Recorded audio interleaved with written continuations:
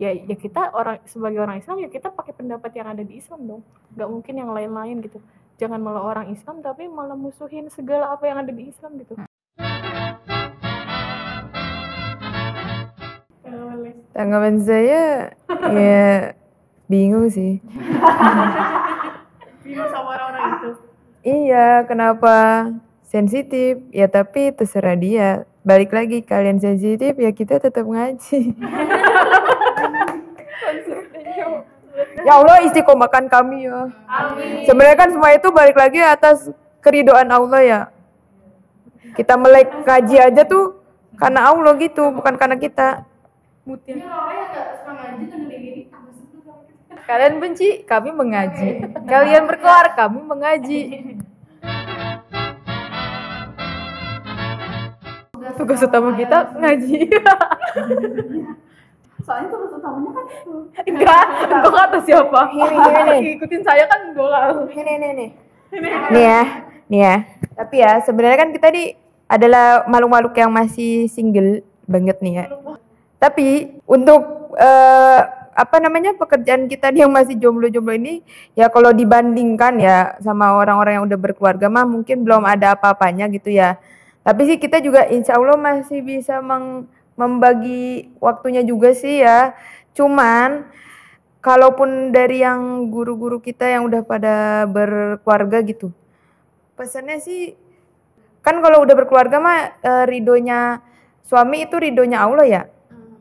Jadi kalau guru-guru kita mah bilangnya kalau emang suaminya memang belum izinin gitu ya untuk misalnya mau ngaji keluar gitu dan memang harus diturutin gitu ya.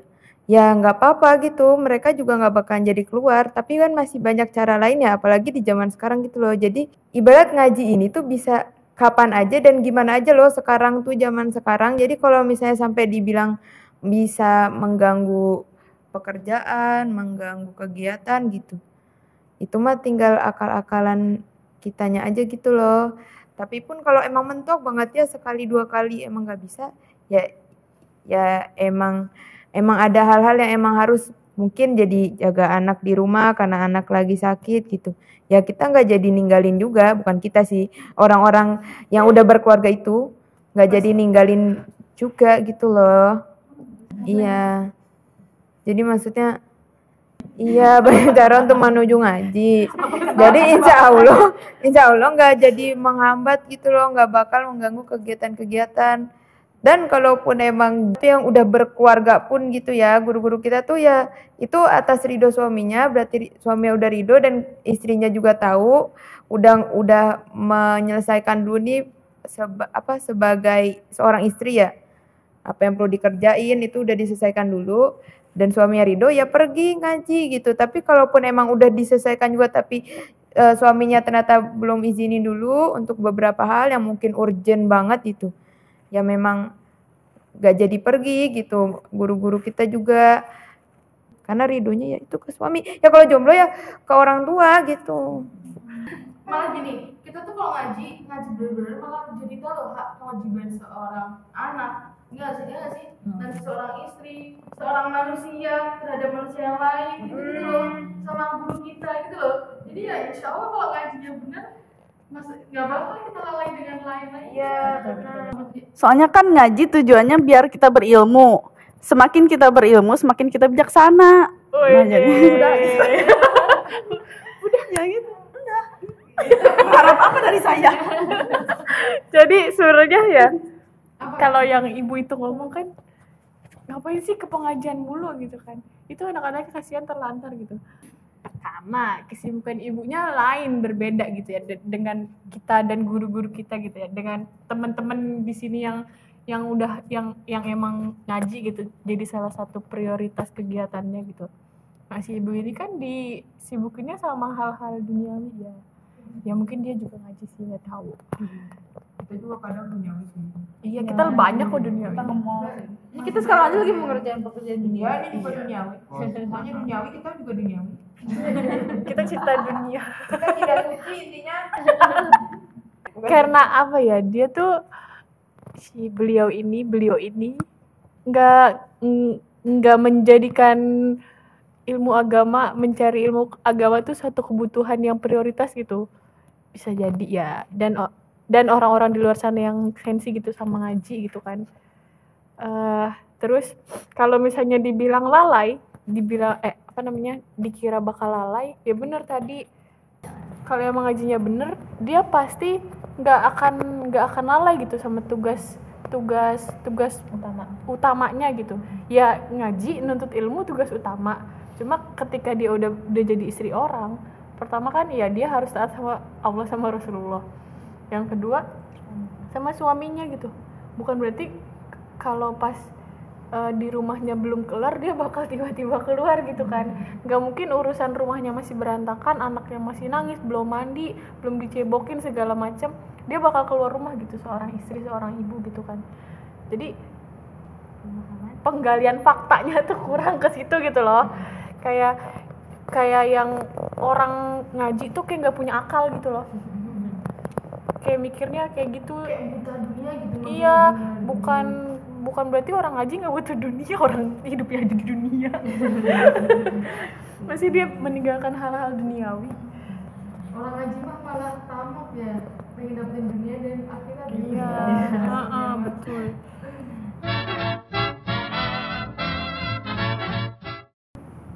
Aku nge-translate yang Muti aja sih kalau menurut aku. Ibarat tuh Maya, kan di dunia ini banyak ya. Kita aja sendiri sadar gitu loh, kita banyak salah. Orang lain juga sebenarnya pasti sadar gitu loh, dirinya tuh juga banyak salah gitu. Nah, kenapa Islam ini sensitif, kajian Islam ini sensitif? Karena kajian Islam ini tuh menyadarkan setiap pribadi, individu itu sendiri, kalau dirinya itu salah gitu. Nah, orang-orang yang di bidang A ke di bidang B, yang kerja di tempat C, tempat D, sampai tempat Z deh. Di mana dia punya salah, di situ dia jadi sadar ketika dia tahu benar-benar Islam itu seperti apa gitu. Nah, tapi kan kalau misalnya orang yang salah itu sadar jadi benar, orang-orang yang mungkin punya tujuan ke kiri atau ya tadinya lurus harusnya gitu ya. Kita kan ibarat mah harusnya punya tujuan tuh semua lurus ya. Tapi jadi melencong gitu. Buat mendapatkan keuntungannya sendiri gitu lah ya. Ya kita bisa lah lihat lah ya koruptor ya apa gitu ya. Ya yang orang nyelundupin narkoba kayak gitu kan juga kita tahu lah sama-sama salah gitu.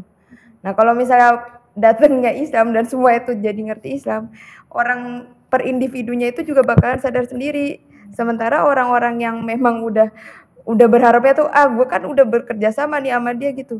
Ya dia sadar Islam lagi, ibarat ya dia sadar lagi yang benar yang mana gitu. Dia sadar lagi itu salah gitu. Gagal deh rencana yang udah kita atur, padahal kan kita udah rencanain ini mateng-mateng, udah nggak mungkin kan kalau misalnya perkara yang besar kejahatan besar itu dilakukan sama orang-orang cuman dikit gitu, nggak mungkin kan, pasti mereka juga melakukannya secara banyak gitu loh, banyak orang gitu. Satu orang aja jadi bener itu ganggu gitu loh. Nah jadi makanya jadi sensitif gitu kalau misalnya orang-orang jadi makin banyak yang bener gitu. Dan ya Islam ini kan kita yakinnya Islam ini rahmatan lil alamin, jadi ya pasti membawa yang benar gitu. Gitu sih. Oke. Jadi merasa sensitif itu, merasa Islam tuh mengancam dunia mereka. Iya. Dia sensitif kan, dia merasa terancam. Karena Islam mengajarkan orang-orang jadi sadar dia tuh Dia urus gimana? harus menjadi orang yang baik dan benar tuh seperti apa menurut Allah gitu. Dan itu nggak ideal di dunia sekarang gitu kan, makanya banyak yang musuh. Apa maksudnya? Kenapa orang-orang sekarang itu sensi sama ngaji gitu kan? Ngajinya yang dimaksud ini kan mengkaji Islam ya, bukan cuma ya tadi kalau misalnya cuma ngaji baca Quran gitu, sholawatan, orang nggak akan sensi gitu. Ya udah mereka ngaji ya udah ngaji aja gitu kan. Intinya kenapa mereka sensi tuh, ini tuh masalahnya bukan cuma ngubah satu orang, tapi ngubah banyak orang gitu. Sedangkan kepentingan hari ini, dunia hari ini, bukan yang butuh tumbal banyak orang. ya itu bukan yang bukan yang mau semua orang tuh sejahtera merata. Emang kita ngelihat sejahtera merata enggak kan? Kayak ya udah bener, kebahagiaan tuh cuma di satu kelompok, di satu orang doang gitu loh. Enggak semuanya kena gitu. Ya kalau misalnya dibilang kebahagiaan mah relatif ya. Ada yang makan nasi telur doang udah bahagia gitu. Tapi ya ngerti lah maksudnya gitu. Kenapa orang-orang sensi sama orang yang ngaji Islam? Ya karena yang diubah bukan cuma 1-2 orang, bukan cuma perkara hati doang gitu loh. Tapi pemikirannya juga lah, udah tau lah semua kalau misalnya kita tuh lagi di eranya Ghazul Fikri gitu. Lagi di eranya perang pemikiran. Nah, orang-orang nih udah mulai sadar kalau mereka tuh pemikirannya lagi diperangi gitu. Nah, ini orang udah mau bangkit, udah mau ngelawan. Makanya orang yang lagi memerangi itu ketar-ketir gitu. Ya kan, ketar-ketir, wah nih orang udah mulai mau ngelawan nih gitu. Kayak dulu aja Indonesia awal-awal mau mulai perjuangan gitu kan mulai berkumpul gitu. Ya kan, mulai berkumpul gitu. Udah punya satu tujuan tuh. Makanya habis itu kan mereka ngeberontak kan, ngelawan penjajah. Ya sama kayak sekarang gitu. Kayak ibaratin aja gitu, fasenya lagi ini nih, lagi ngumpulin massa gitu. Lagi menyadarkan orang-orang yang emang mau ikut berjuang ngelawan si penjajahan pemikiran gitu. Makanya si yang ngejajah ketar-ketir gitu. Ya wajar sih sebenarnya kalau misalnya kenapa mereka sensi ya. Tapi ya jangan berhenti ngaji nanti. Karena memang analogi sederhananya ya gitu. Contoh sederhana gitu. Kayak misalkan zaman sekarang yang tadi Ghazul Fikri gitu. Kita udah dibelenggu sama fun, fashion, food, bahkan nambah lagi fun-fun yang lain gitu. Kayak contoh sekarang gitu. Kita nonton drakor misalkan atau nonton konser. Yang itu kan pasti kan fun ya. Itu bikin hati kita senang banget gitu. Nah, tapi satu sisi kita ngaji misalnya. Kita ngaji Islam gitu kan. Sementara dua hal ini sangat bertolak belakang gitu. Kalau kita satu sisi kita ngaji, kita mulai terbuka pemikirannya tentang Islam gitu. Kita tahu bahwa meninggalkan sesuatu yang kita wajib meninggalkan sesuatu yang sia-sia gitu. Sementara si fun ini gitu, kalau kita nggak banyak yang nonton, kan mereka rugi, entertain mereka rugi, subscriber mereka berkurang gitu. Ini yang jatuhnya apa? Mereka rugi gitu. Sementara orang-orang itu pemikiran itu terbuka gitu kan. Contoh sederhananya kan kayak gitu kan. Jadi ada pihak-pihak yang memang dirugikan, jadinya nggak laku, nggak laris lagi gitu kan. Intinya kayak ya udah ya perang opini ya. Iya, perang opini. Kamu punya opini, aku punya opini. Kamu pengen opini kamu yang menang, aku pengen opini aku yang menang gitu kan. Ya udah sama aja kayak gitu, sederhananya tuh kayak gitu. Ketika Islam punya opini, pemikiran lain punya opini, Islam lagi nyuarin opininya, ya yang lainnya nggak mau gitu kalau Islam nyuarin opininya gitu kan. Makanya ya yang lainnya itu pada sensi gitu, saling mau menjatuhkan. Tapi kan kita sebagai orang Islam tahu kan mana yang benar, mana yang salah gitu. Ya kita sebagai orang Islam ya kita pakai pendapat yang ada di Islam dong, nggak mungkin yang lain-lain gitu. Jangan malah orang Islam tapi malah musuhin segala apa yang ada di Islam gitu. Kayak food juga gitu, orang-orang sekarang mulai pada aware sama hal yang halal kan. Kita cari makan tuh halal gitu. Bahkan kayak kemarin ada isu es krim haram, bukan haram, belum jelas kan, walaupun sekarang alhamdulillah sudah gitu kan. Di situ kan orang-orang udah banyak yang aware gitu kan, udah banyak aware. Sementara di sisi lain orang-orang tuh banyak yang kayak ngerasa ya udah sih makanan doang gitu. Ya ngapain hal-hal kayak gitu diributin gitu. Satu sisi juga kita kalau yang orang yang udah paham ngaji kan pasti tahu kalau itu tuh sesuatu yang haram, berarti nggak boleh dikonsumsi gitu kan. Iya, intinya kurang-kurangilah rasa sensitif kalian terhadap Islam ya teman-teman. Kalau kepo udah ikutan aja. Iya, siapa tahu kalian sensitif itu karena belum tahu nih apa yang kita dapat itu seperti apa gitu. Nah, daripada sibuk dengan overthinking dan prasangka buruk terhadap orang yang ngaji, mending ikutan aja yuk. Kalau mau cari tahu kan langsung ke orangnya ya. Iya.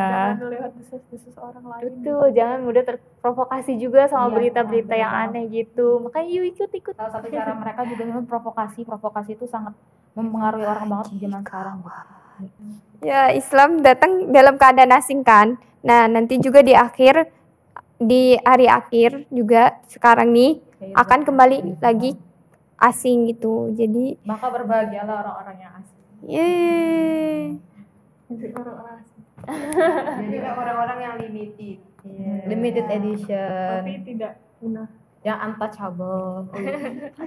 Limited edition juga mahal ya. Kayak barang nih limited edition, pasti lebih mahal dari barang yang Ya, Marketing lu.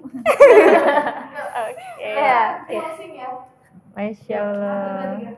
Ya, Masya Allah, alhamdulillah alamin. Tadi sudah cerita Lila ya, Lila kita nih.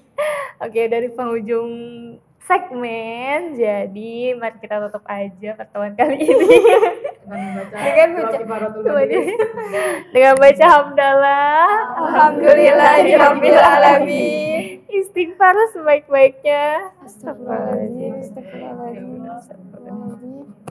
Dan kita sempurnakan dengan doa kifaratul majelis. Allahumma bihamdika asyhadu Asyhadu an la ilaha illa anta astaghfiruka wa atubu ilaik. Alhamdulillah. Begitu. Terima kasih. Dadah. Sampai ketemu di segmen cerita selanjutnya. Dadah.